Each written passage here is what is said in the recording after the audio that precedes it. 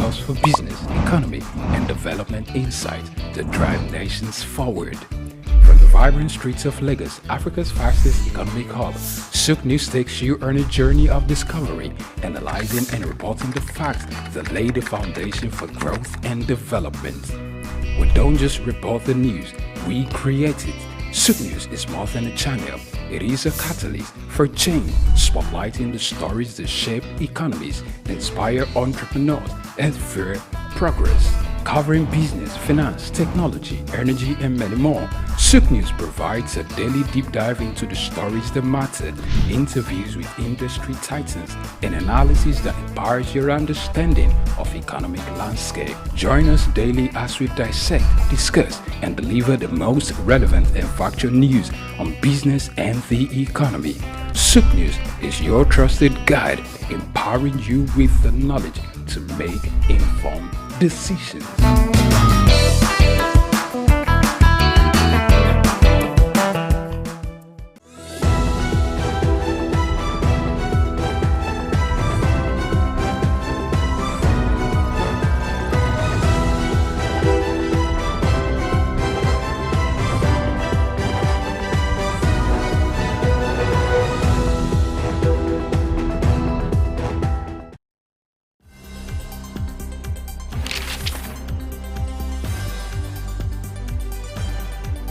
The challenge of governance is to see how we can leverage what is on the ground and convert this to wealth for the people. Russia, China are gaining entry into Africa, and it would appear that some Western countries are losing out. You're working as an expatriate worker, then you're paid in your currency. But then if you must spend those money, you need to convert those money to the local currency to spend. For Social Security to work, we need to know exactly how many we are. We don't have a precise number. We need to know exact location of people. When we address this exchange rate volatility, we will see definitely cost of goods and services will come down. From a security point of view, we should employ the technology to ensure that we can track individuals and goods within the continent. This is Early Exchange with Femi Ayodele. You know, the Early Exchange is all about shaping policy and advancing development. With our conversation today, we're set to give you the best of programming. And Blessing Aiche. We do hope that you enjoy every time you spend with us here today. The world needs peace. The world needs to come to a round table and find solutions to the pockets of troubles.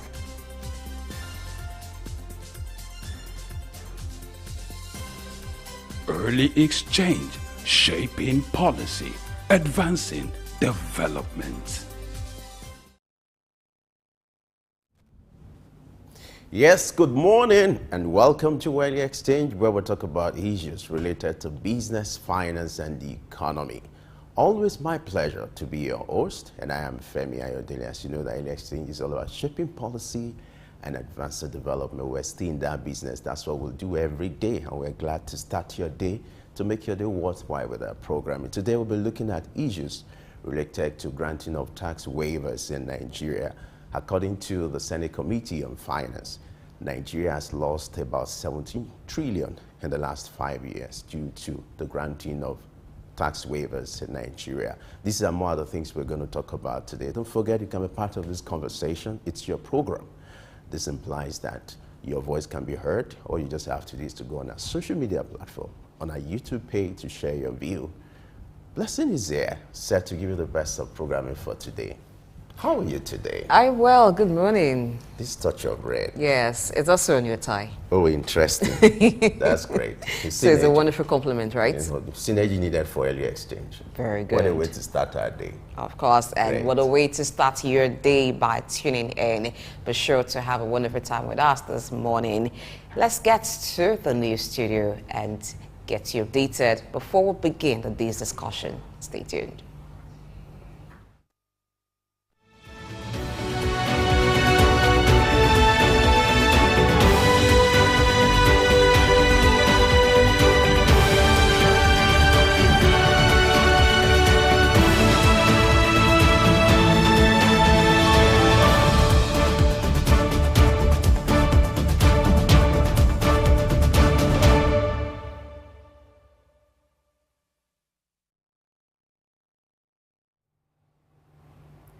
Good morning, Femi and Blessing. And it's such a delight to have you join us on news updates right here on Souq News.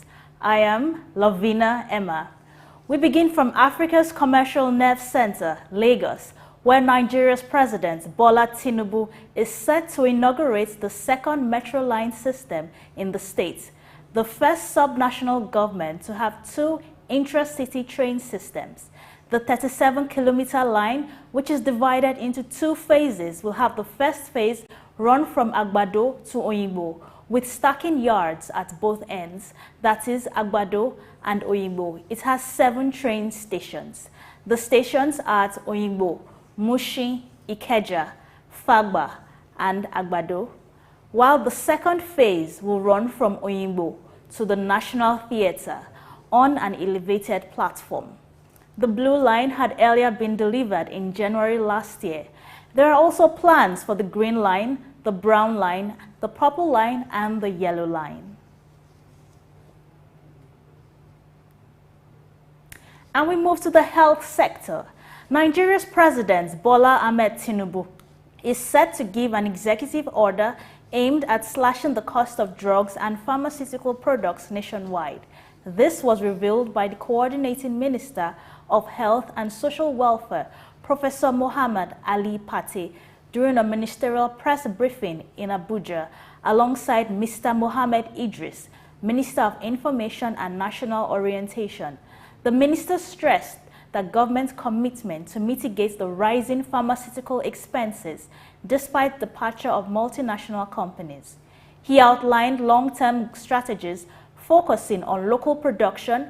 Additionally, he highlighted initiatives such as constructing pharmaceutical-grade warehouses in 21 states and securing a $1 billion facility from Afrexim Bank to bolster medical industrialization efforts.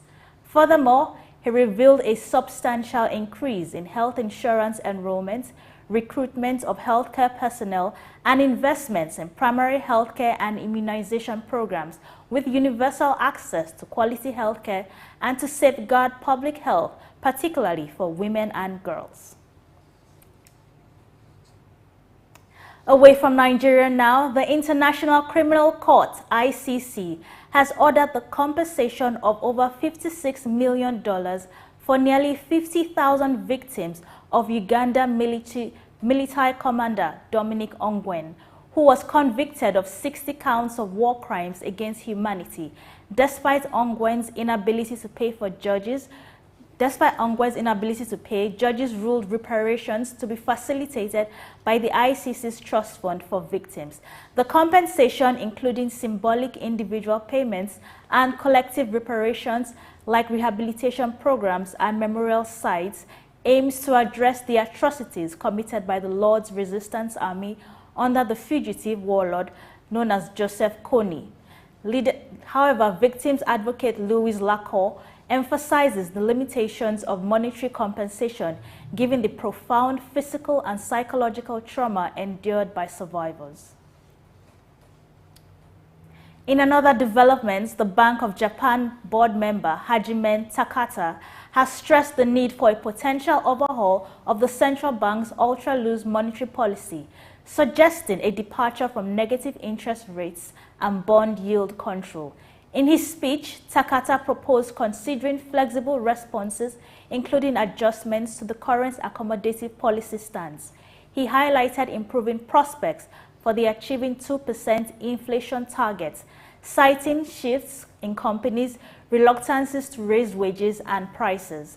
Market reactions reflected anticipation of policy normalization, with the dollar declining against the yen and government bonds yields rising. While the bank currently maintains negative interest rates and yield curve control, Takata's remarks signals the likelihood of policy adjustments in the near future. And finally, Meta CEO Mark Zuckerberg has embarked on a visit to South Korea to engage in talks on artificial intelligence and meet with President Yoon Suk-yeol and leaders of prominent tech firms in the country. The Asian tour, which marks his first known visit in the country in about 10 years, also includes Japan and India. even if he aims to bolster Meta's AI efforts, including the development of custom chip and integrating AI functions into products. Discussions with South Korean officials and tech leaders revolve around AI chip supply, expanding ecosystems for generative AI, and potential joint projects. Meta's push into AI includes for a new custom chip and procuring 350,000 H100 graphic processing units from NVIDIA by year-end. With that, we call it a wrap on News Update on Souq News. Remember to stay tuned to our various social media platforms for more updates. I am Lavina Emma. Many thanks for watching.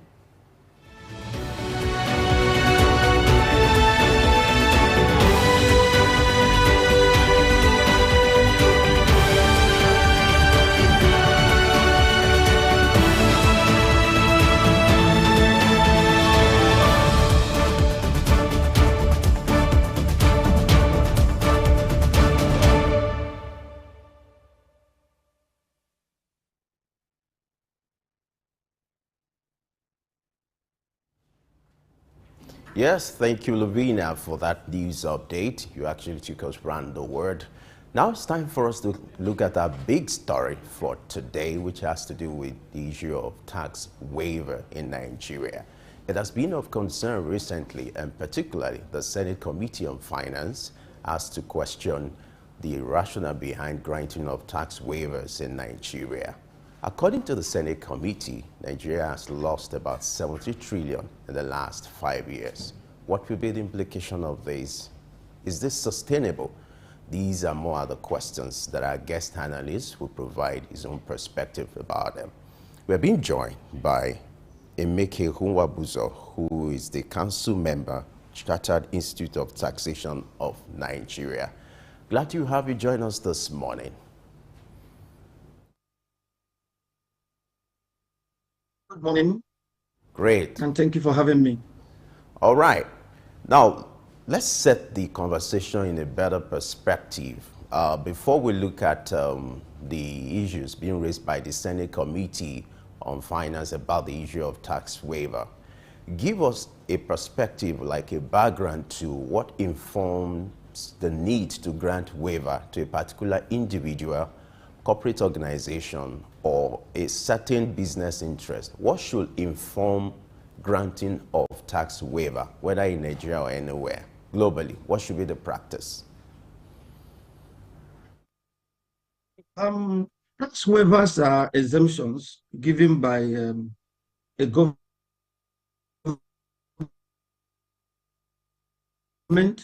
or tax authority, businesses, to, avoid paying all or portion of their taxes. Now, these waivers are usually provided under certain conditions and circumstances. In Nigeria, tax exemptions are granted by Nigerian government to specific individuals, organizations, or sectors to encourage investment, promote economic growth, or attract foreign direct investment. Now, these waivers help to reduce the tax burden and create a favorable business environment.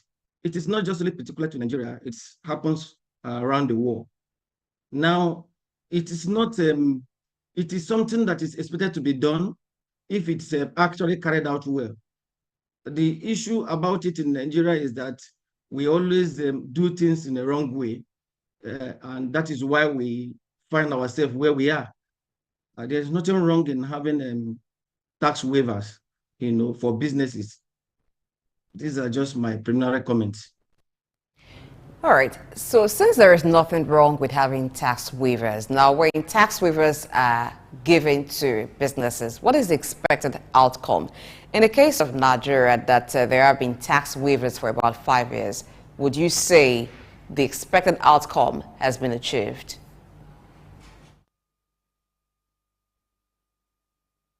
Like I said, it boils down to our environment. We need to first of all ask ourselves on the issue of the controversy. What are actually the reasons why tax waivers are actually given, or why should it be discontinued? in this circumstance. 17 trillion is not a small amount in considering our size of our economy, And now the government are struggling to generate revenue. So you find out that it is not right in this circumstance that we were giving such kind of high level of waiver while we are struggling to generate revenue. Then the other aspect of it is that issue of the abuse, the weak oversight and abuse. It's, I was just reading the paper this morning about, I think it's an Anderson tax, where somebody has to collect a bribe of about $2.1 million to enable them avert a tax of about 2.4 billion. These are some of the issues we have. There's already abuse of it in the system, and these are the issues why it has to be discouraged to a very, very high extent. From your own perspective or observation, what are some of the shortfalls or shortcomings that you've observed about the manner at which tax waivers are being granted in Nigeria? Pardon? Can you please come back with the question? I hope you can hear me. Okay, I'm saying, what's your own observation about some of the shortcomings as regards granting of tax waivers in Nigeria? Some of the, the challenges, the shortfalls, some of the setback you must have observed about how tax waivers are being granted in Nigeria. Some of it is the issue of, like I said, in our clan, the things are just done the other way. Issue of tax waivers are supposed to be an incentive to business, but you find out that even the tax incentives have become a business on its own. I mean, the tax waiver, it has become a business on its own. And some of the issues why it's the way it is that we call it issue of people trying to cut corners. And like, for instance, you talk about issue, one of the tax waivers issue of pioneer status. You find out that government agencies are granting pioneer status to companies that do not qualify for it. And you at the end of the day, they are now eroding the revenue that is supposed to come to the government. Then the other issue of challenges again is the fact that there is sometimes political undertone where people just feel that, okay, they have the willpower to be able to do things in an abnormal way. So these are some of the challenges faced on issue of tax waivers. Like I said, it is not bad, but the way and manner it is being carried out in Nigeria is the issue. Okay, since the chairman of the Senate Committee on Finance has recommended that the tax waivers should be stopped and replaced with a rebating system, what's your thought on that? A rebating system? Okay, there's just a little bit of slight difference between tax waiver and rebate. Tax waiver has to do with the gross income, while the rebate has to do with the actual tax itself. The tax waiver affects the global income that a business or individual receives. But when you talk about tax rebate, it has to do with the issue of tax. Okay, what are a certain rebate that will be given from the tax itself, that is tax that have been computed. So it's a good way to go, because the fact is that now everybody have to be brought into the tax net. Now the issue of waiver, the issue of rebate can now be based on the actual basis, where people are actually granted rebate based on whatever the law says. But the issue of the global waiver, I think it has been over abused. So I think I concur with the chairman of FRS that rebate is the way to go if we need to be able to meet up with the government generation of revenue. All right. What kind of control mechanism do you think can be put in place to checkmate the abuse or the excessive use of tax waiver, whether in Africa or globally? But what kind of control system or mechanism can be put in place to checkmate the excessive use of tax waiver? There are a lot to be done. One has to do with policy realignment and legal reforms. You see, like I said, these things are things that are carried out every day, and if it's well properly aligned in terms of check and balances, it will eliminate some of the excesses, that have been carried out and some of this abuse. Then another angle again could be issue of economic diversification, where government just look beyond issue of oil and gas, where they equally try to encourage other sectors of the economy, such that, like the aspect of agriculture, manufacturing, and technology, they could look at this angle in terms of discontinuing the waivers that primarily support oil and gas and focus on all these other ones. Then other one again is to be look at the inequitable distribution of waivers.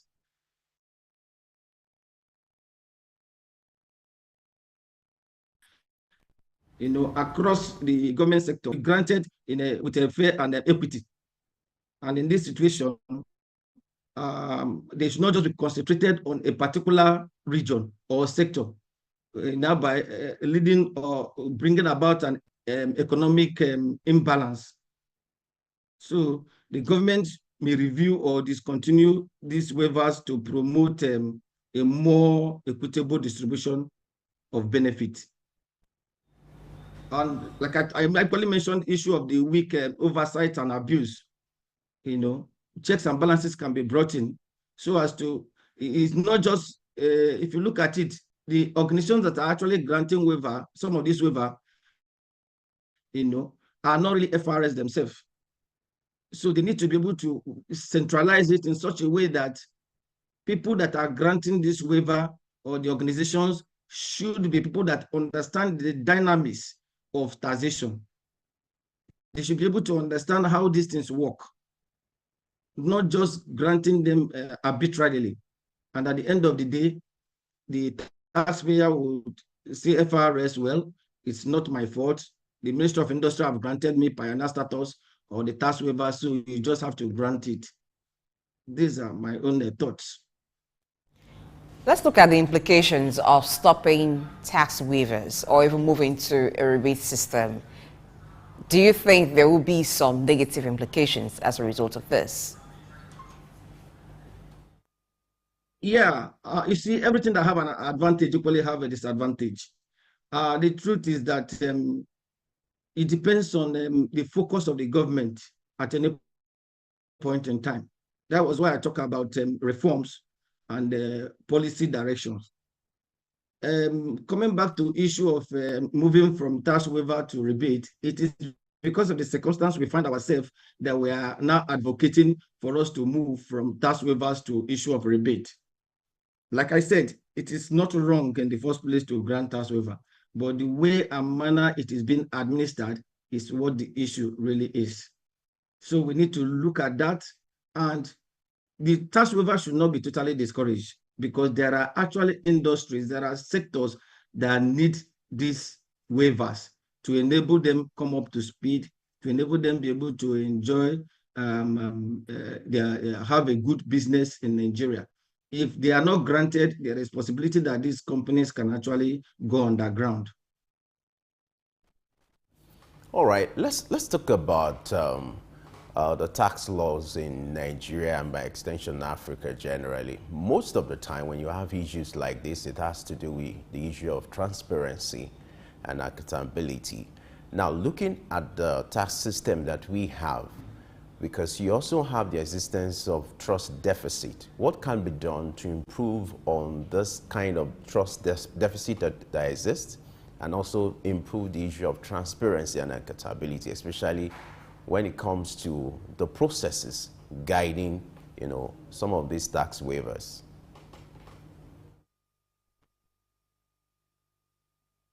When you talk about issue of trust deficits in Nigeria, is a very, very serious matter. When you talk about issue of equality tax in Nigeria, we talk about, is it the chicks before the egg or the egg before the chicks?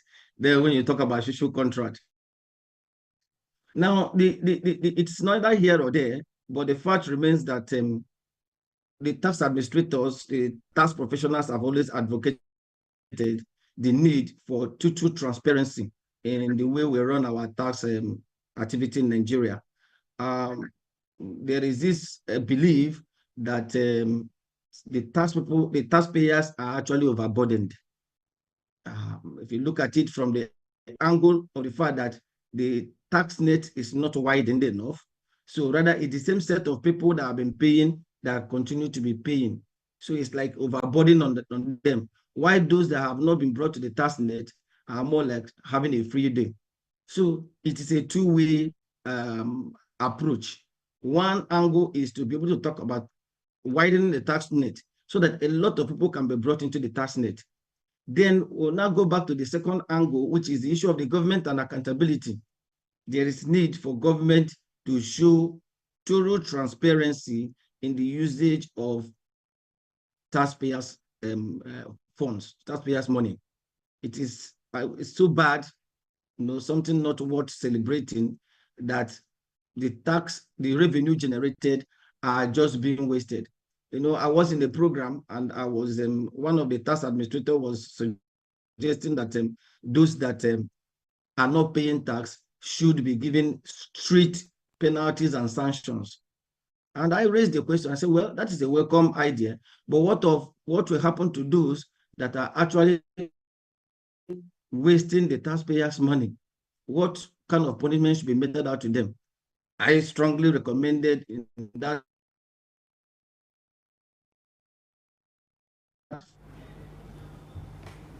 There seems to be some challenge with Chibuzo's internet, but we would continue as soon as that is resolved from his own end and continue the conversation. We're due for a break right now. Let's take a quick break. Stay tuned.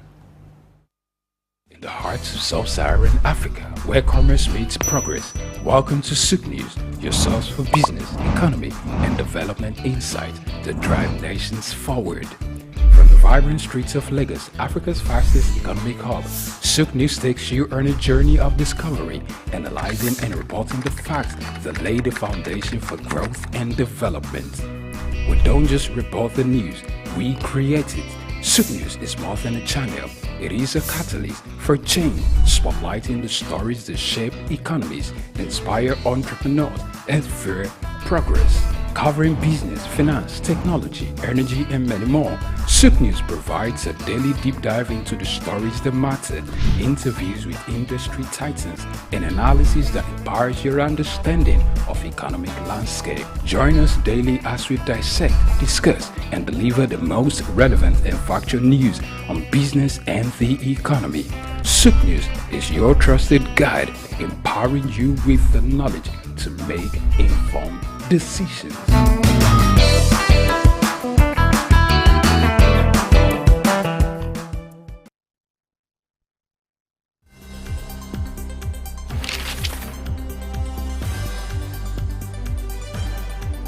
The challenge of governance is to see how we can leverage what is on the ground and convert this to wealth for the people. Russia, China are gaining entry into Africa, and it would appear that some Western countries are losing out. You're working as an expatriate worker, then you're paid in your currency. But then if you must spend those money, you need to convert those money to the local currency to spend.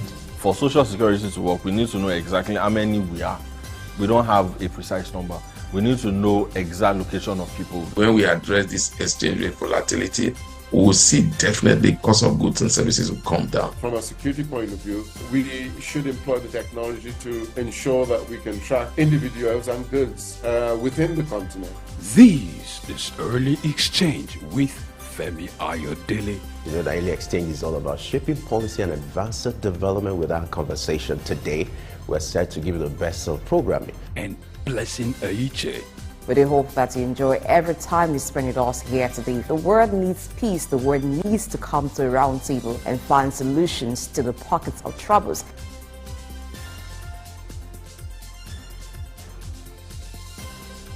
Early Exchange, shaping policy, advancing development. It is still your favorite program where we shape policy and advance development. We are looking at the controversy trailing the granting of tax waivers in Nigeria. And we still have a guest analyst here with us. Glad to know you're still there with us, Nwabuzo. Yeah, sure. So earlier, before we had the glitch, you were talking about the issue of transparency as regards the administration of tax laws in Nigeria and by extension, Africa nations. You can go ahead with yourself. Please continue with your thought. I was talking about the fact that it's a two-way issue. I look at it from the taxpayer's perspective, and I look at it from the government or the regulator's perspective. Now, from the taxpayer's perspective, there is this notion that the same set of people are paying tax. So more or less they're like overburdened. So that the government needs to expand the tax net so that more people can be brought into the tax net and then there's more revenue. Now, on the aspect of government itself,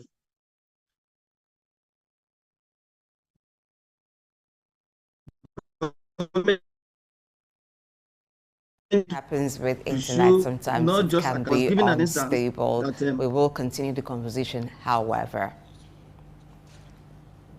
That all right.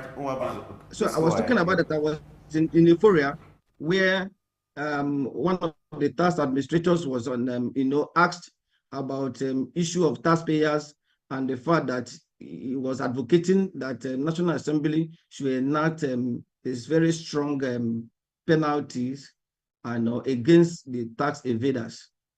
And I said, well, that is a welcome development, but at the same time, that whatever penalty or is being meted out to the tax defaulters, that double of that penalty should be meted out to anybody or any government official found to be, wasting the taxpayers' money. That's the revenue that is generated. In that way, you will be able to balance up the equation. Because where we are is that, yes, there's the clamor for the fact that the revenue is small, but there is probably the more serious clamor that the revenue generators are not well utilized. So it's a two-way stuff, and everybody is expected to play their own role.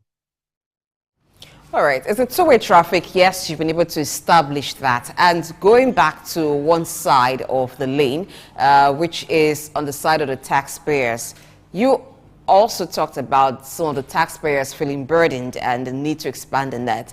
But the FIRS chairman is saying that the commission is trying to harmonize the taxes paid, that it was discovered that out of the 62 different taxes that Nigerians were made to pay, it was discovered that 97% of revenue gotten come from about 8 or 9 of them. So they would harmonize the taxes paid by federal and states, paid at the federal and state level to about 8 of them.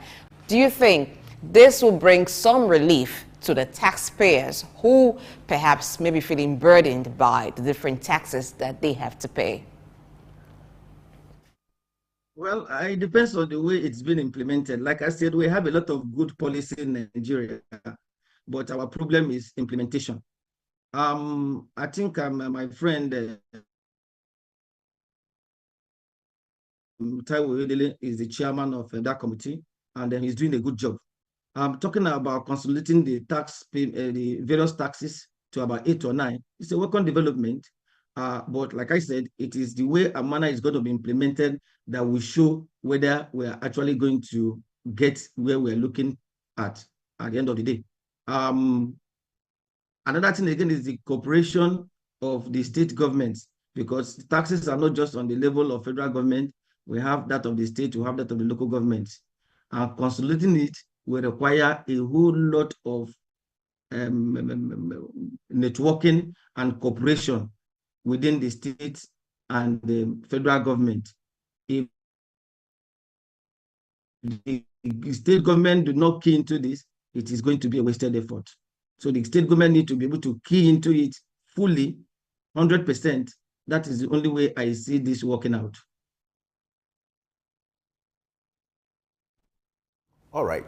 According to the Nigerian Investment Promotion Commission, About 34 companies were granted waiver in the year 2023. Do you consider this to be moderate or excessive? Well, you look at it in terms of volume. Now, if you look at it in terms of what FRS is doing presently, I mean, what the target they have been able to achieve, we say is excessive. Because if almost, how much was just last year, I think the target they met was about 11 trillion or thereabout. And you are having about 17 trillion waiver in about 5 years. That is huge money. That's a huge revenue waste. So I actually think it's on the high side. All right, so let's take a look now at tax credits. Now, the FIRS also has a bit of issue with that, and in one instance that they made reference to tax credit, which concerns the NNPCL, and then the chairman of the FIRS was saying that the tax credit is a laudable program, but that regarding this particular case, he was asking that the one that has been issued before should be properly utilized before a fresh one. Now, talking generally on tax credit, what are your thoughts?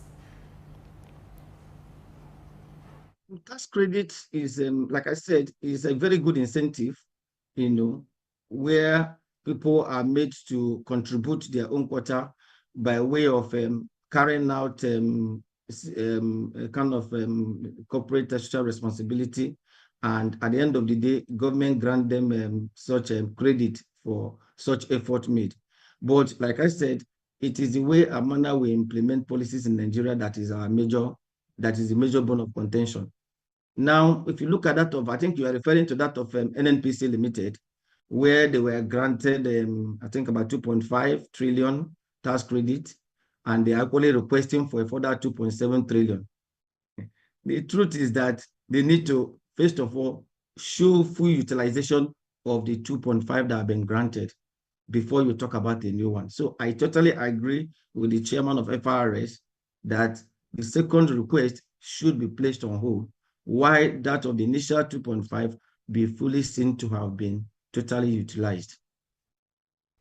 All right, interesting. It's time for us to go on a short break now. We're still dealing with the issue of tax waiver in Nigeria, but we'll be right back shortly to have more discussion. Stay with us. My name is Yinka Babalola. My name is Ijoma Pelokoro. My name is Joshua Hassan. I am Rotarian or Mosunde Lawson. It's Ife Yunwarita Ejeze. My friends call me Ife. My name is Rotarian Lola Dare. I'm inviting you to keep watching Souq News. It's the right station to tune to. I like Souq News. Souq News is good. I want to charge you all to listen to Souq News, watch the news. You can have unlimited news, first time. Find Souq News. Be with Souq News. Never switch off. You are better for it. Souq News is the real thing. Listen to their coverage and you'll be glad you did. Turn to your YouTube, turn to your Instagram, turn to all your digital channels and look for Souq News. Keep watching. Keep watching. Please, guys, keep watching Souq News. My name is Dr. Ajili Tobi. My name is Etemari Glover. Naomi, well done, and shout out to Souq News. Shout out to Souq News. I want to encourage everyone to keep watching Souq News. Shout out to Souq News, and yes, tune into them. Keep watching Souq News. They are one in town. Hey, we're watching Souq News. Keep watching Souq News. Keep watching Souq News. Catch them on YouTube and all social media channels. Hey, my name is Frank Edowo, and I'm imploring you. No, forget that. I am forcing you, coercing you to always stay tuned to Souq News for your news requirements.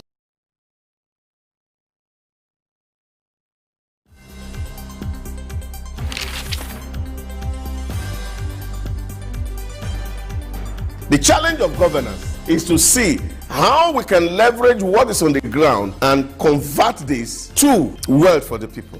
Russia, China are gaining entry into Africa, and it would appear that some Western countries are losing out. You're working as an expatriate worker, then you're paid in your currency. But then if you must spend those money, you need to convert those money to the local currency to spend. For Social Security to work, we need to know exactly how many we are. We don't have a precise number. We need to know exact location of people. When we address this exchange rate volatility, we will see definitely cost of goods and services will come down. From a security point of view, we should employ the technology to ensure that we can track individuals and goods within the continent. This is Early Exchange with Femi Ayodele. You know, the Early Exchange is all about shaping policy and advancing development. With our conversation today, we're set to give you the best of programming. And Blessing Aiche. We do hope that you enjoy every time you spend with us here today. The world needs peace. The world needs to come to a round table and find solutions to the pockets of troubles.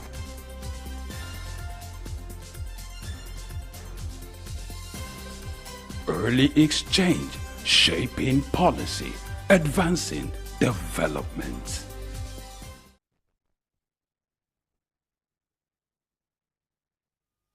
All right, if you're just joining us, you're at the right place at the right time. We got you covered. We are midway into our conversation and we're looking at the issue of tax waiver in Nigeria. We still have our guest analyst here with us. Glad to know you're there with us, Mwabuzo. Thank you. About the issue of tax incentives. This is very crucial.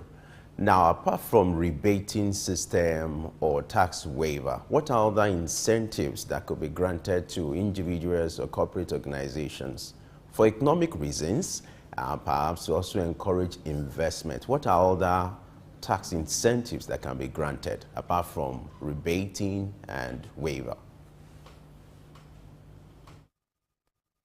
The issue of rebating and waiver, it's, you know, there are many types of it. So it depends on the circumstance. We have, like I mentioned, we have that of pioneer status. That is where the companies are allowed to go on what we call tax holiday for probably newly established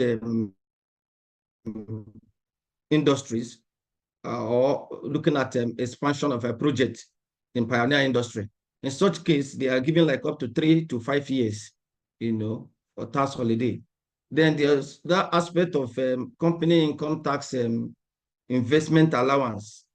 In this case, companies are allowed, you know, such as businesses that invest in qualifying assets are entitled to 10% investment allowance on this qualifying capital expenditure. We equally have what we call capital allowance.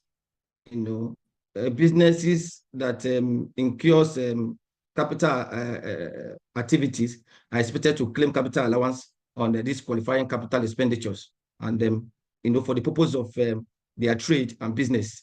And in this instance, that reduce their taxable profit. There are certain goods and services that are exempted from VAT. You know, these goods are in form of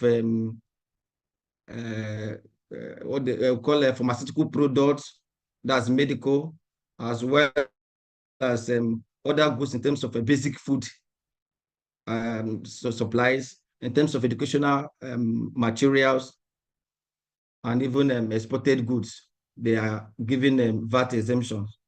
Then there is equally tax credit for research and development. That's another form of incentive. Then we'll talk about the issue of the personal income tax relief, where somebody is granted relief on the income they are generated. Then we'll have the one that's most recently introduced by Way of Finance Act. That is the small and medium scale income tax exemption, where companies that have a threshold of about 25 million and below are exempted from paying both VAT and company income tax. And then there's this other one about agricultural income tax. You know, companies involved in agro-allied industries that engage in agricultural activities, production, can benefit from this kind of tax holiday. So there are a whole lot of them. These are basically the ones that are obtainable in Nigeria. Let's look at tax leakages now, particularly in the informal sector. How can that be properly addressed? Many persons in the informal sector do pay some form of levy, even if you can't call some of them tax because of where it goes to at the end of the day. How can those funds be properly collected and directed to the coffers of government? You see, the issue of informal sector is a very serious matter. Why? Because our greatest issue, or one of the greatest issue facing the informal sector is that of data. That of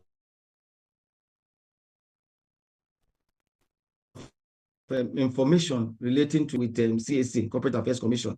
Now, because of it, you see them being because they are not well formal in terms of business formation, there is this aspect of them being, some of them are overtaxed, while some of them are not even taxed at all. So it brings about the issue of technology, being brought into the question, such that we first of all look at having a proper data, having a proper information as to those that are in this sector. That is when we have this proper data and information, that is when we can be able to bring them into the tax net. And those that are actually overburdened with tax will not be limited in terms of what they should pay as taxes. The major bone of contention as far as the informal sector is concerned is lack of information. They are not well formed. There is no information about them. And that is why it's going the way it is. Talking about the issue of database, what would be your recommendations on how to improve on this in Nigeria? I know you feel well that we're in a era where technology is the rave of the moment. How should that be adopted into the tax administration in Nigeria?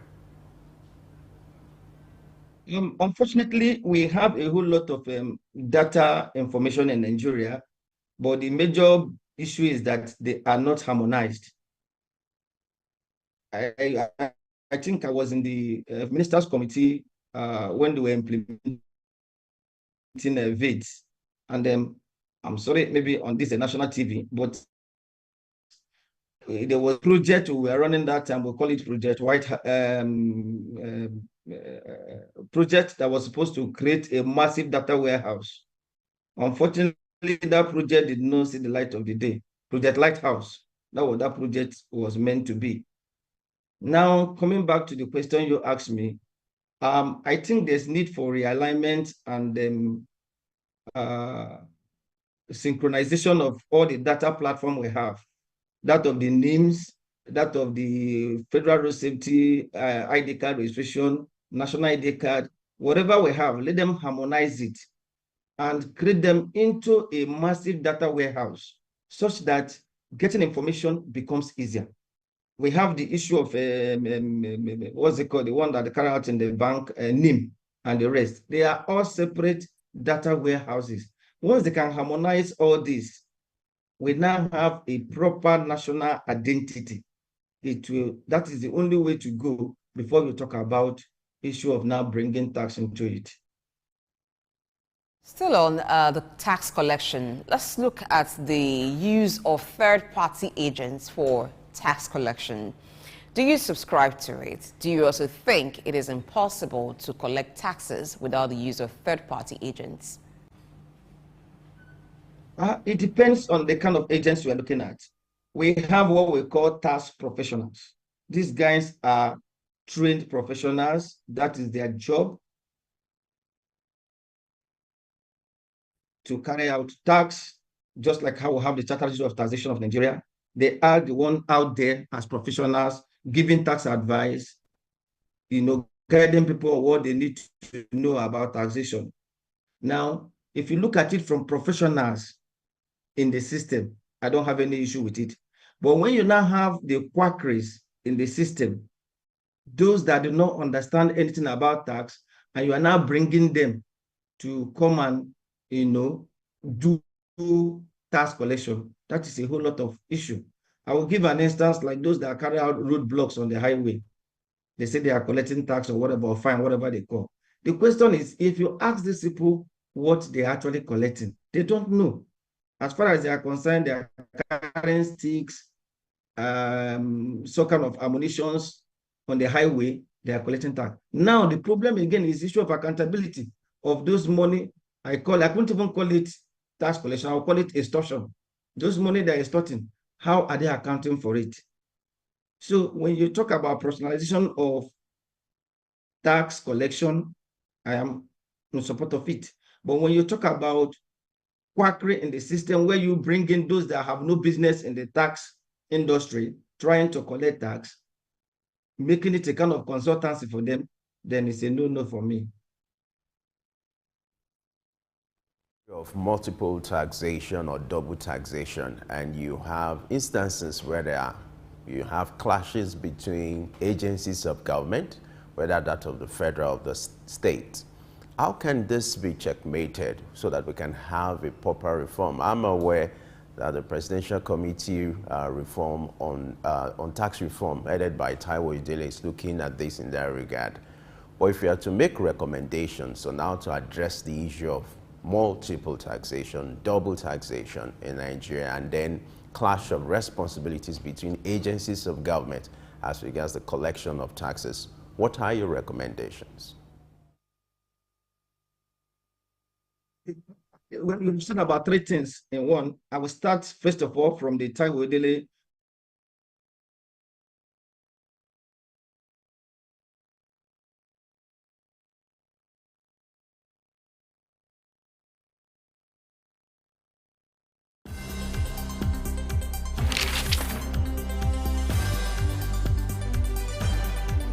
The challenge of governance is to see how we can leverage what is on the ground and convert this to wealth for the people. Russia, China are gaining entry into Africa, and it would appear that some Western countries are losing out. You're working as an expatriate worker, then you're paid in your currency. But then if you must spend those money, you need to convert those money to the local currency to spend. For Social Security to work, we need to know exactly how many we are. We don't have a precise number. We need to know exact location of people. When we address this exchange rate volatility, we will see definitely cost of goods and services will come down. From a security point of view, we should employ the technology to ensure that we can track individuals and goods within the continent. This is Early Exchange with Femi Ayodele. You know, the Early Exchange is all about shaping policy and advancing development. With our conversation today, we're set to give you the best of programming. And Blessing Aiche. We do hope that you enjoy every time you spend with us here today. The world needs peace. The world needs to come to a round table and find solutions to the pockets of troubles.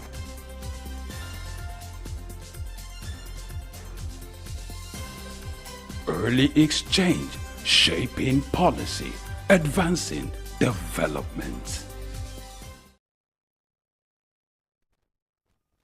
Right, we're still looking at the issue of tax waiver, and what a pleasure to know you're still there with us. And interestingly, our guest analyst, Emeke Nwambuzo, is still here with us.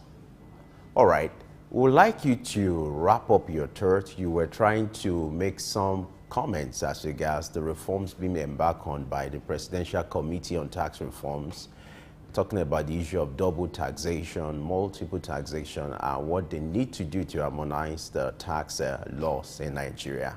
Please go ahead with your thought, and perhaps that could be an opportunity for you to wrap it up.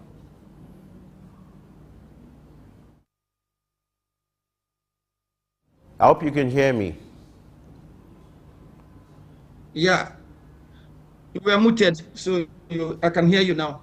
Okay, great. So earlier you were talking about some of the recommendations from the Tax Reforms Committee headed by Taiwo Idele, and then how to address the issue of multiple or double taxation in Nigeria and the need to bring transparency into it. So continue with that, and that will be an opportunity for you to wrap up your thought on this subject. Okay. I was looking at it from three perspectives. One is the Taiwo Idele team and what they are trying to do to harmonize and reduce the various tax types we have in Nigeria, and we're trying to make it a single digit, maybe from around 8 or 9. That is a welcome development. But like I said, the state government have to key into it. because presently there are some state governments that are actually having a high IGR, internal generated revenue, from these taxes, and those that are actually non-performing. So they need to be able to find a way to bring both of them, in a roundtable discussion on how everybody can benefit from it. Now, you now talk about the issue of multiple taxation. That's a different ballgame entirely. And multiple taxation is where the same tax is placed on the same product or the same service, by various stakeholders. For instance, we have what we call VAT in Nigeria, and at the same time, we have that is quite carried out by the states, which are almost equivalent to VAT, and these are where the issue of duplication comes in, or issue of multiplication of the same taxes, These are where this committee can come in to realign all these ones so that they reduce. You can't see a company paying VAT and at the same time paying the other taxes that are equally related to VAT at a state level. That is not good enough.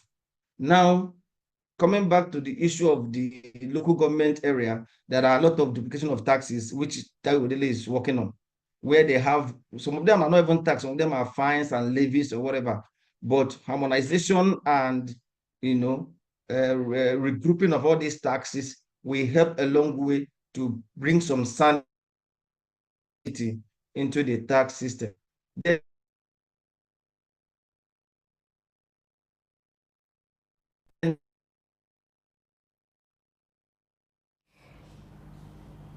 all right, I want to thank you very much, Wambuzo Emeke, who is a council member at Chartered Institute of Taxation of Nigeria, CITN. All right, you were on the line of thought before that. As you wrap up, could you also speak on some of the challenges with compliance? Okay, like I was talking about the issue of tax policy and reforms and the way we carry it out in Nigeria. You see, this piecemeal approach is not the best. Finance Act is a welcome development, but like I said, the piecemeal approach of tax reforms are not the best way to go. You will see people now, most tax professionals are not up to date. We will still be thinking that it is the way, the various tax laws are implemented that the way it is. I am advocating for a holistic review of our tax laws, total amendment, so that you can be able to meet up with the test of time and the prevailing circumstances. Then you were asking me on sorry, I didn't get the last question you asked. Oh, okay, the question I'm asking is this: the challenges with tax compliance. Yes, you've talked about transparency and accountability, okay, but are there other challenges to the compliance of taxpayers? Okay, yeah, okay. I think I was addressing issue of tax policy alignment. That one is good. Then you talk about issue of challenges of tax compliance. Once we have the law well thought out and very definite and clean, then you can now go about the second angle, which is issue of tax compliance, how they can be able to bring people into TaxNet and ensure that they are not just paying tax, but paying the right tax and at the right time. That should be another angle to it. So compliance is something that every serious government will look into and ensure that it's well carried out. It is not very difficult to administer tax. You see, tax is a compulsory levy. So if it is well administered, people will pay without feeling it that they are paying tax. But the way it's being carried out in our country today, people are almost coerced to do it. It's a civic responsibility and should be carried out seamlessly. Most like if you find out what we call withholding tax, these ones are even deducted and people do not even know they are paying tax. Taxes are deducted as source. People don't feel the impact. They feel the impact of the one they pay after services have been carried out or payment has been carried out. That is where they feel. So the way we have structured the issue of deduction of tax at source, where people don't even feel it, the same approach can be, done for the entire tax in Nigeria, so that people will pay their taxes and do not evade taxes. All right, we just have to wrap up this conversation now. Thank you so much for your time and commitment. No doubt you've given your perspective as regards the issue of tax waiver in Nigeria and what the federal government should do to enhance a better tax reforms in Nigeria. Thank you so much for your time and commitment. Thank you. All right, we're not done yet. It's time for us to look at what is happening in the aviation industry, and that will take place after this short break. Stay with us. In the heart of sub-Saharan Africa, where commerce meets progress, welcome to Souq News, your source for business, economy, and development insight that drive nations forward. From the vibrant streets of Lagos, Africa's fastest economic hub, Souq News takes you on a journey of discovery, analyzing and reporting the facts that lay the foundation for growth and development. We don't just report the news, we create it. Souq News is more than a channel. It is a catalyst for change, spotlighting the stories that shape economies, inspire entrepreneurs, and fuel progress. Covering business, finance, technology, energy, and many more, Souq News provides a daily deep dive into the stories that matter, interviews with industry titans, and analysis that empowers your understanding of economic landscape. Join us daily as we dissect, discuss, and deliver the most relevant and factual news on business and the economy. Souq News is your trusted guide, empowering you with the knowledge to make informed decisions.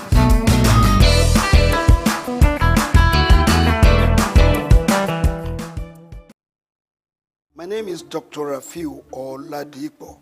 My name is Baba Jalal Repega. I'm Reverend Juliet Benite. I'm Godio Didi. My name is Professor Oladokun Sulaiman Olarawaju. Souq News is on the ground, loading. Very enlightening, very educative, and entertaining. Thank you to Souq News. So I'm happy that Souq TV has come into existence. I'm happy to be here in the Souq News. I want to encourage you to subscribe to the channel and keep watching news that makes sense. As Browning said, one's extension of one's reach should not exceed one's grasp, or what is heaven for. And I think Souq News is doing that. Africa needs a voice of truth, and Souq News has become one of them. And get ready, get ready, get ready. And keep watching. Keep watching Souq News. Keep watching Souq News. It's a place to be. Keep watching Souq News.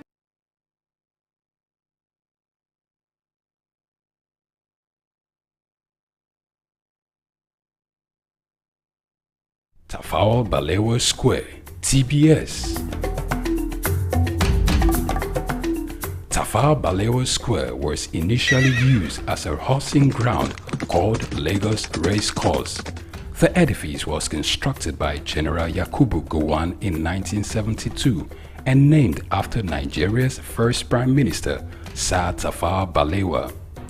Tafawa Balewa Square is located at 45/57 Mase Bangboshe Street on Lagos Island, Lagos, and referred to as TBS. TBS is a 50,000-seater capacity venue and houses the Remembrance Arcade, the 26-story Independence House, which at a time was the country's tallest building. When Lagos served as the country's seat of government, the National Assembly Complex was within the TBS.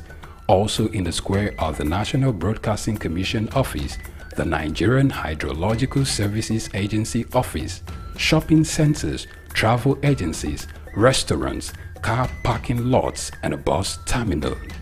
Tafawa Balewa Square is adorned with beautiful statues of white horses and red eagles, symbols of strength and dignity. Our historic neighbors include the King's College and the Holy Cross Cathedral. Tafawa Balewa Square hosted some of the country's memorable events, such as the Independence Day in 1960, when Nigeria gained independence from Britain, the Armed Forces Remembrance Day, which is celebrated annually on January 15. The edifice is a national cultural asset. Tafawa Balewa Square, Souq Enlightenment.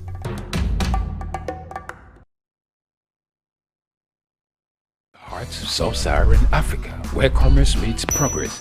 Welcome to Souq News, your source for business, economy, and development insight that drive nations forward. From the vibrant streets of Lagos, Africa's fastest economic hub, Souq News takes you on a journey of discovery, analyzing and reporting the facts that lay the foundation for growth and development. We don't just report the news, we create it. Souq News is more than a channel. It is a catalyst for change, spotlighting the stories that shape economies, inspire entrepreneurs, and fuel progress. Covering business, finance, technology, energy, and many more, Souq News provides a daily deep dive into the stories that matter, interviews with industry titans, and analysis that empowers your understanding of economic landscape. Join us daily as we dissect, discuss, and deliver the most relevant and factual news on business and the economy. Souq News is your trusted guide, empowering you with the knowledge to make informed decisions.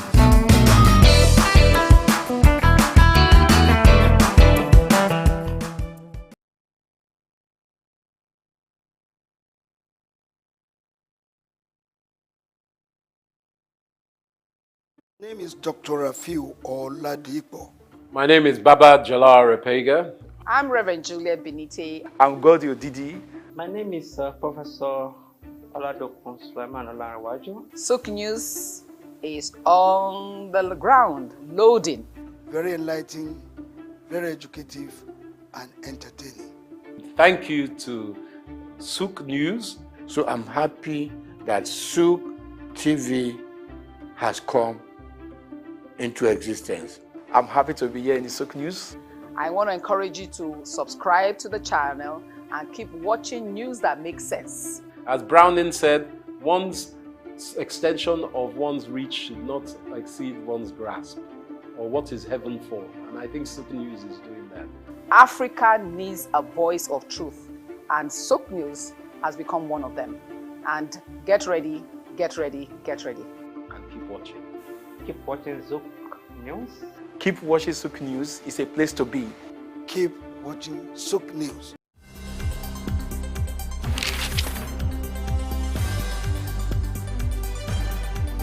The challenge of governance is to see how we can leverage what is on the ground and convert this to wealth for the people. Russia, China are gaining entry into Africa, and it would appear that some Western countries are losing out. You're working as an expatriate worker, then you're paid in your currency. But then if you must spend those money, you need to convert those money to the local currency to spend. For Social Security to work, we need to know exactly how many we are. We don't have a precise number. We need to know exact location of people. When we address this exchange rate volatility, we will see definitely cost of goods and services will come down. From a security point of view, we should employ the technology to ensure that we can track individuals and goods within the continent. This is Early Exchange with Femi Ayodele. You know, the Early Exchange is all about shaping policy and advancing development. With our conversation today, we're set to give you the best of programming. And Blessing Aiche.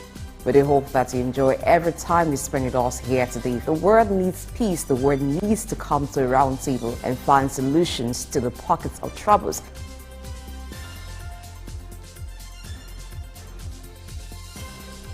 Early Exchange, shaping policy, advancing development.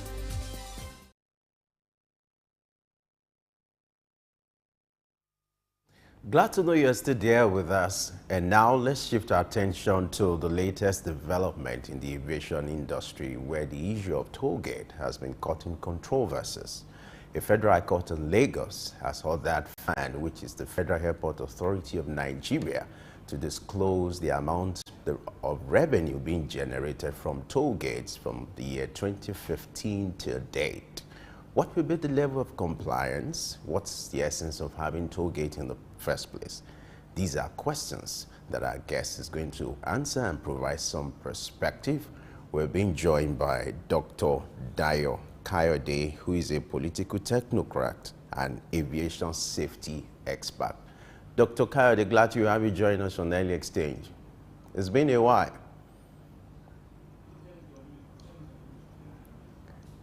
Dr. K, can you please unmute so that we can have a smooth conversation?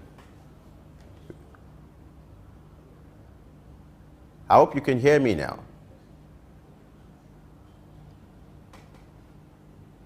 All right, while we wait for Dr. Coyote, I wanted to say, let me bring in Dr. Blessing. All right, now the issue here is toll gates. Okay. Globally, it's an international practice whereby you just have some of these facilities being put in place for investment, economic and managerial reasons. Now, looking at the level of the state of the toll gates at the federal airports across Nigeria, in Lagos and Abuja, you discover that there have been issues around this, not just because of the existence of the toll gate, but the management of the toll gate itself and the issue of revenue. Though I don't want to speak to the details of the court case that we have, but the Federal High Court has ordered Federal Airport Authority, FAN, to disclose some of the revenue being generated from toll gates from 2015 till now. Now, the issue of trust or transparency is the question here, not just because the existence of the toll gate, but how has it been managed over the years, and then the revenue generated, what has been done with it, which are questions often people often raise, people who use the access, who make use of these facilities. Now, it's not the existence of the facilities, but the fact that it needs to justify the purpose for this thing, why it's being created in the first place. All right, don't let me bother you. Atlanta, Dr. Dayo Coyote is ready for us. Glad to have you join us, Dr. Coyote. It's been a while. Yeah. I hope you can hear me. I can hear you clearly. Yes. Good to see you. Yes, I'm hearing you properly. Yeah. All right, let's start our conversation by looking at the existence or the essence of having toll gate in the first place. Globally, it's a practice which is being done to bring efficiency and power for the sake of investment. But let's look at the ones we have in Nigeria, particularly at the federal airports in Nigeria. What's your assessment about the management of the toll gate system, and also the aspect of the revenue generation disclosure as compelled by a federal high court in Lagos?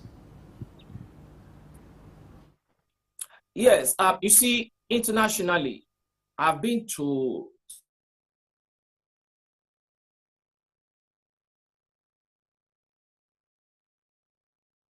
several, both national around the world, all around the world, but I have not seen a single one that is having toll gates. I have not seen a single one having a toll gate. So I don't know why Federal Authority of Nigeria should now have. I don't know why. Yes, it's true. They are the one in charge of the facilities, the airport facilities. But does that preclude that they should toll the gates? No, you are not the owners of those roads. Those roads are either being owned by federal government or the state. We have trunk A roads, we have trunk B roads, we have trunk C roads. According to our constitution, as our constitution giving that provision where either trunk A or trunk B or trunk C should belong to another parastatal within the ministries being stipulated in our constitution? No. So on what basis is Federal Airport Authority now claiming the ownership of that particular road? That is that. Two, I want to believe that that law that stops tolling of our roads is still existing. So if that is the case, that road, who has authorized FAN to toll it? Who has authorized FAN to toll it? Is it federal government or the state government?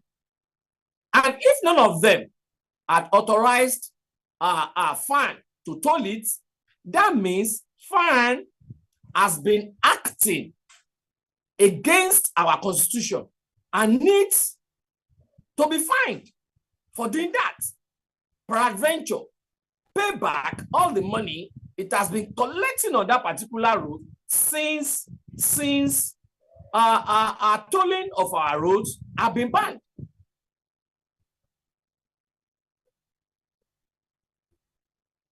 Asking FAN to disclose how much it has received from toll gates and parking lots in all federal airports of the Federation. Do you think it's even the court that should be asking FAN, or it should even be a normal process or procedure that as it's collected, they should be remitted, or what they're used for should be saying?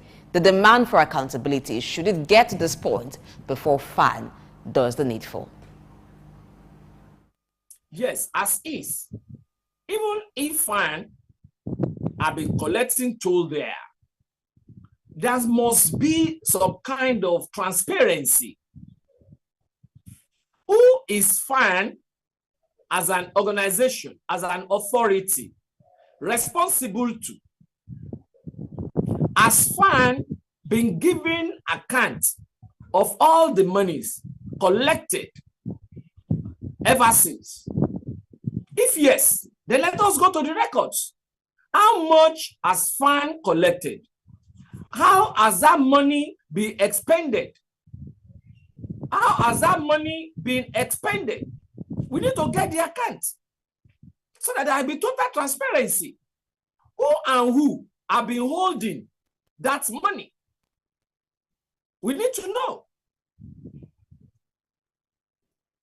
Look at the situation at the Lagos airport. Wouldn't you have concluded by saying FAN, which is the Federal Airport Authority of Nigeria, has been considerate because there are alternative routes, that of the Oshodi axis. If you can't access the toll gate, the other alternative is toll-free.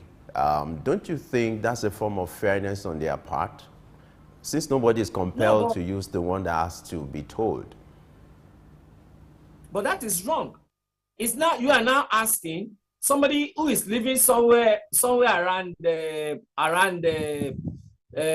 what do we call that area now? That police station, Bisa.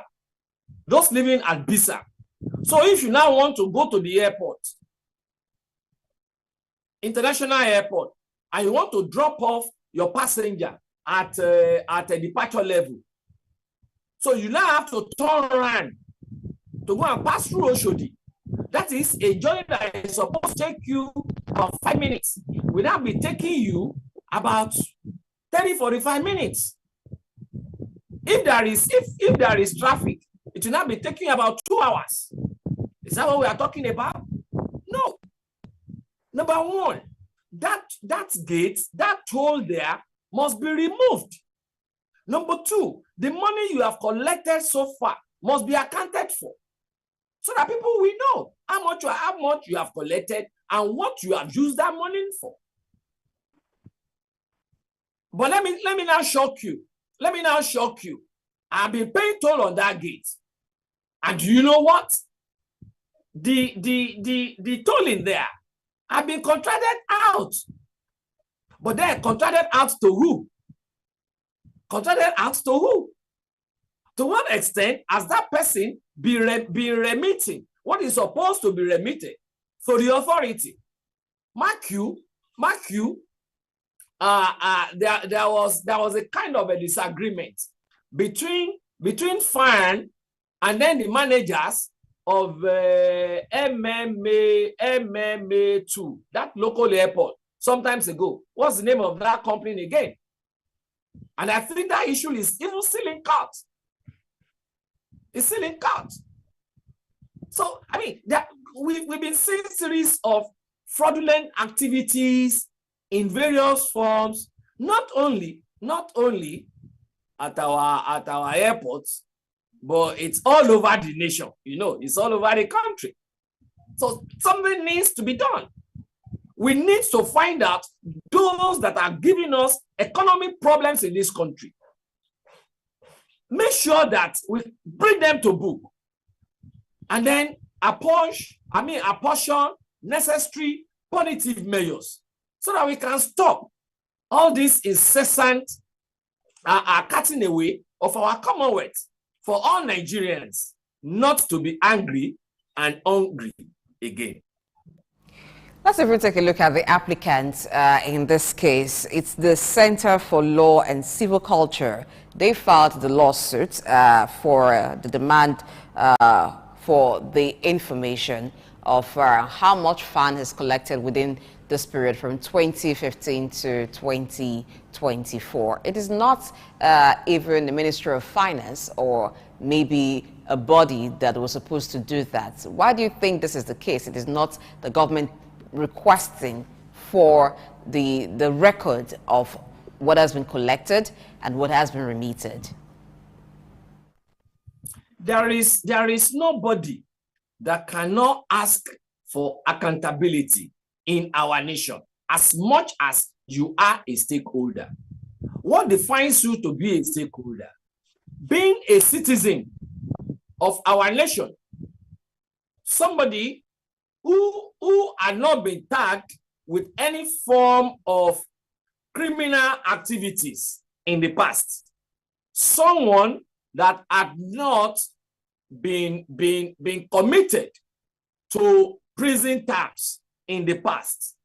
As much as that, you are a stakeholder, and you can always ask questions on the circumstances within our nation.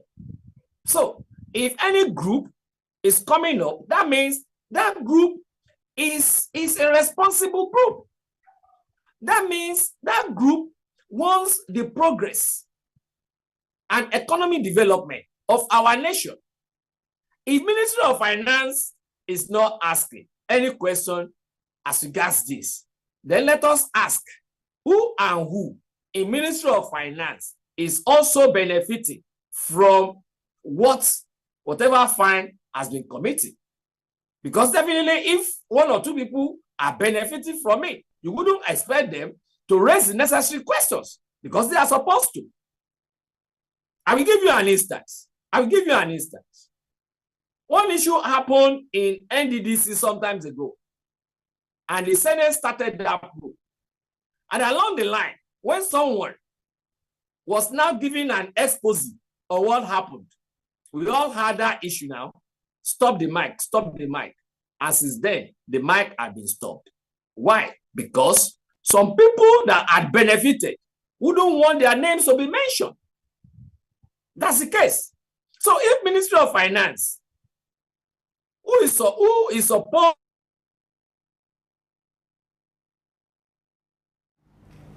to have requested, then that means if investigations are being carried out, we find out one or two people that are benefiting from it. Is it a situation of the Ministry of Finance not asking because perhaps they are not supposed to ask? Some agencies of government generate revenue. They're allowed to generate revenue. And sometimes it's not really clear if they are to remit that revenue or to carry out the operations of that agency with the revenue generated. Would that be the case of FAN, that the monies from the toll gates and monies collected for parking lots are supposed to be their own IGR used for the running of the airports? Could that be why the Ministry of Finance is not asking for what has been collected? Well, let me quickly make some clarifications here. One, yes, some agencies are being allowed to generate revenue. But then there are boundaries whereby you can generate your revenue. There are boundaries. There are some areas you are not supposed to go. For instance, tolling of that gate is outside of it because tolling of roads in Nigeria as of today has been outlawed. Second clarification, when you are charging users of the parking lots, that one is understandable. It is different from tolling of roads. Totally different. Because where you are parking your car or your cars belongs to Federal Airport Authority of Nigeria. Unlike those roads, were those roads built by FAAN? Are those roads being maintained by FAAN? The third clarification, any revenue generated has to go to this account that money goes to now. It has to go there. It is from there that the Senate will now approve your budget for the year, because the Senate must know how much you are generating to be able to know how much you are entitled to as budget. I mean, you remember a few weeks back when Nigeria Customs were being invited to the Senate, to the floor of the Senate, to come and defend their budget, whereby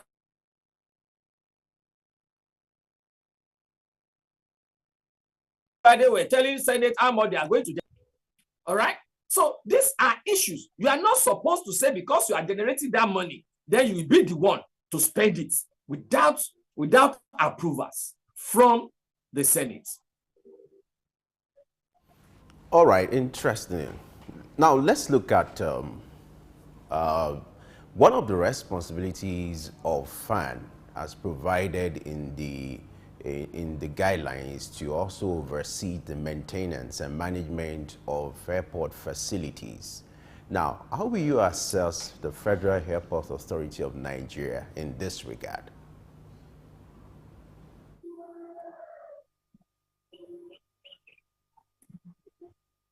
To remember, why not disturb me?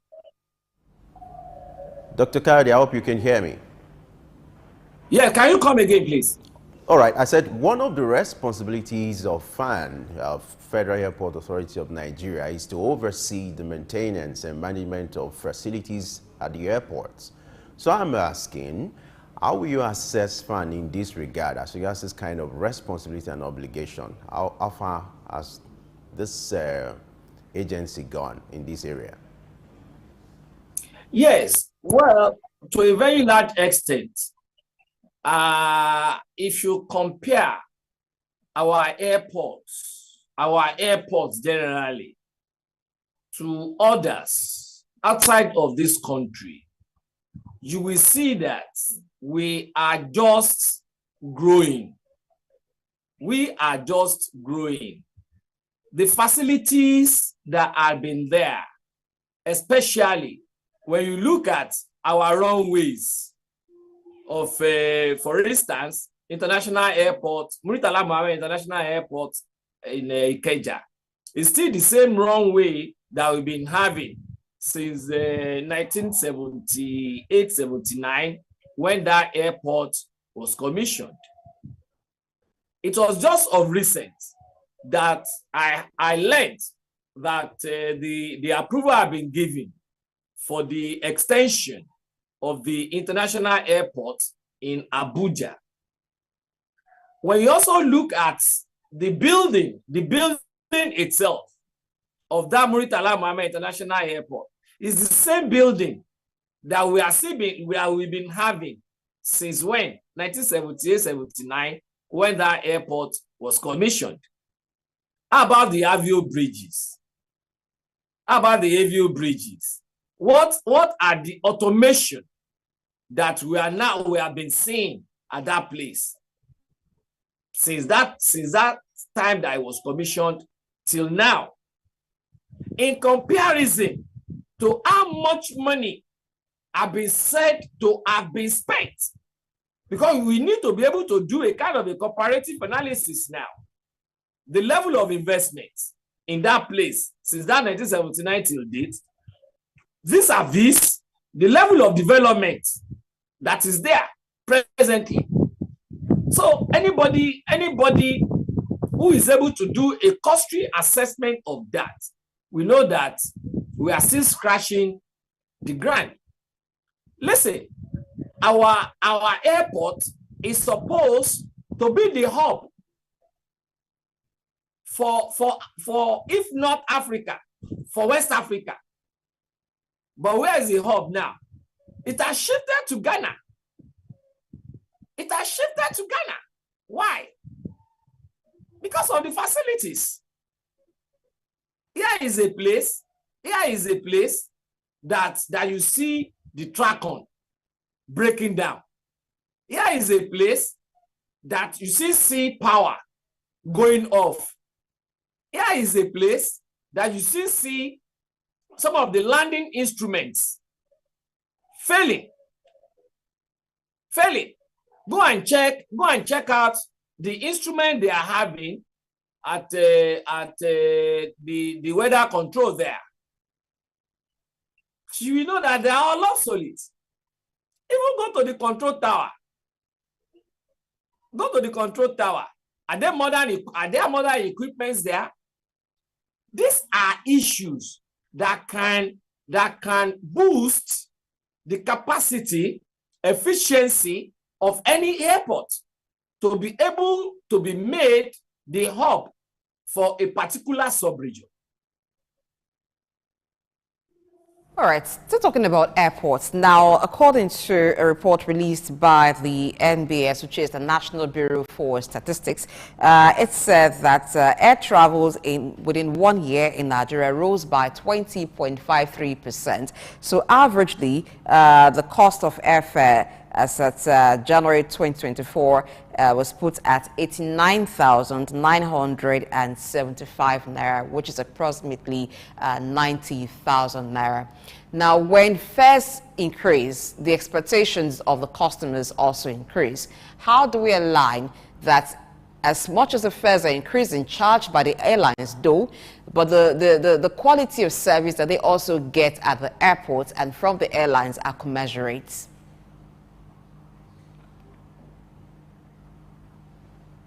Yes. You see, when you want to assess the growth of travels within any airport, all you need to do is to get the passenger throughput per period of time. The passenger throughput per period of time. That is the number of passengers that passes through that airport, both incoming or outgoing.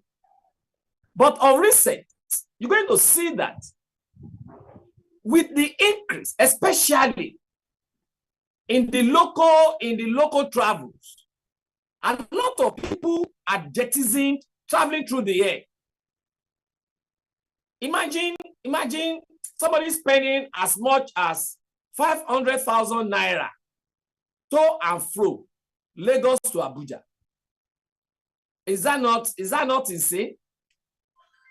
On what basis? No, on what basis? Lagos to Abuja, 500,000. I better go through all these land jets like Kennedy Luchuku and all that, and then travel as executive, of which to and fro Abuja will not be more than 50,000 naira. The economic situation of Nigeria does not even permit it. It doesn't allow it. Where will people get that money? Businesses are not moving. The economy is not moving forward.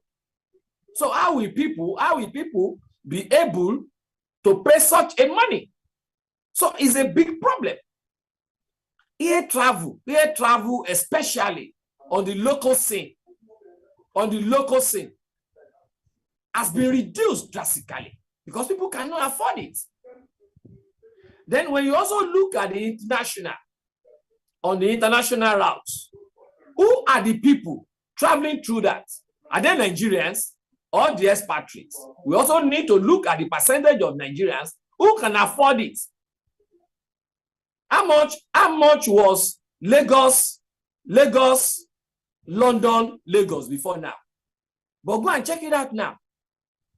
Or to America, or to Canada. Go and check it. Too exorbitant. How many people can afford it? Despite the Jackpot syndrome that we are having. How many people can afford it? These are issues that are affecting air travel in Nigeria. And the economic situation now might have compounded the problem, the hike in the air fees and all that. For local travel, of course, you could fly, you could fly a bus, but for international travels, that's inevitable. Now, what kind of intervention would you expect from the federal government if it's going to make any difference? What kind of help do you think can be given to the airlines to ensure that the issue of air ticket can be moderate? And would you expect any change? And now that the CBN is making a move to address the issue of FX, will there be any impact? Knowing fully well that some of the backlogs are also being addressed with the recent $400 million that was paid. Three things that can be done, especially in the short run. Number one, our aviation fuel, make it to be affordable to those airlines. The aviation fuel especially, because the cost of buying aviation fuel will definitely influence how much they sell tickets per route, either local or international. Because all these national flights too, they always refuel here. Number two, the issue of availability and affordability of Forex should be taken into cognizance with airline operators. Because the spare parts cannot be bought with your Naira. All these things are being imported. And when the rates they get their Forex is high, these things will be translated into the amount they will sell their tickets. The third one, which is very paramount, we should be sincere with ourselves. We should be sincere with ourselves. Imagine Lagos, London Heathrow, and Ghana, London Heathrow. This almost the same distance. Go and check out how much is being charged for that of Lagos and how much is being charged from Ghana. So who is taking those excesses? There have been one report in this country some time ago about a minister of aviation collecting monies from these airlines to ease their operation in Nigeria. A particular aviation minister was seriously alleged to the extent that even the houses built for him or her was showcased in Nigeria media. So where do we go from there? So who and who again are benefiting from this high cost? Because somehow, some people there are being settled. Some people up there are being settled. So there is also need for the government to address that area. Corruption has eaten deep into our fabrics. And not until when we are able to remove that, then what we are seeing is what we see be seen. Just as even the forest we are talking about is also bedeviled with corruption, whereby you see governors, the money that they are supposed to spend, they will use it to go and acquire dollar. It's not only governors, so go and ask some of even these religious leaders what they do with the offering and tithe they collect. Some of them are saving it with dollars. And that is why you see the exchange rate going up. Okay, so people are giving the narrative that Nigeria is not producing. We are not this. But me, I've been telling them, what is Cotonou producing? And it's making their own money to have more value than our own money. Okay, what have we produced in the last 1 week that has fallen that dollar from almost 2,000 to now to about 1,500? What have we produced within those periods? So you can say that we have corrupt elements here and there, frustrating the living standard of the people, which in one of my articles I called the how do I put it again now? Just 1 second. Dr. Dyer Kayode, we hope we had more time against the people. Talk about of the all of leadership this. Against the people. And that's what we are experiencing. But we're out of time on the show. Must thank you very much for your thoughts and your participation in the show today. Thank you very much. Yeah, it's my pleasure being with you. My brother Femi Johnson, nice to see you again. Enjoy the rest of your day. Appreciate. Enjoy the rest of your day. All right. Yeah. All right, we must also state here that the opinions expressed by Dr. Dyer Kayode are his and they do not represent those of the station. But we thank him for being on the show today. And thank you too for watching. It's been a great one. And tomorrow will be another day when you can join Early Exchange, 8 a.m. West African time. Remember, is the time for the show. And they're wonderful programs just designed for your viewing pleasure on Souq News. So stay with Souq News the rest of the day. There will be news at noon, and before that time at 11 there'll be Market Insight, and then at 4 p.m. there'll be Souq Pause. These are some of the wonderful shows you'll enjoy staying with Souq News. I am Blessed Nechi. Have yourself a great day. And from me to you, it is not just enough to pray for opportunities. It's also important, and even more important, to prepare for that opportunity so that when it comes, you'll be able to maximize it well. Don't forget, Early Exchange returns tomorrow.